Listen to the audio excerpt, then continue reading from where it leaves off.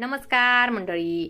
Star प्रवाहावरील लग्नानंतर होईलच प्रेम या मालिकेच्या पुढील येणाऱ्या भागामध्ये आपल्याला असं बघायला मिळणार आहे की आता नंदिनीला आनंदाची बातमी मिळणार असते. गुरुजी घरी येऊन आता नंदिनीला संकेत देतात, बाळाची तुला चाहूल आहे पण मातृत्व तुला लाभलं नाही आणि ज्या व्यक्तीला मातृत्व लाभले तिला त्याचा लाभ नाही. तर नंदिनी रडतच म्हणते की गुरुजी नक्की तुम्हाला काय बोलायचं आहे.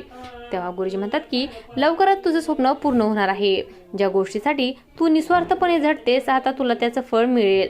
म्हणजेच गुरुजींनी इनडायरेक्टपणे नंदिनीला हे सांगितलेलं असतं की लवकरच तू आई होणार आहे.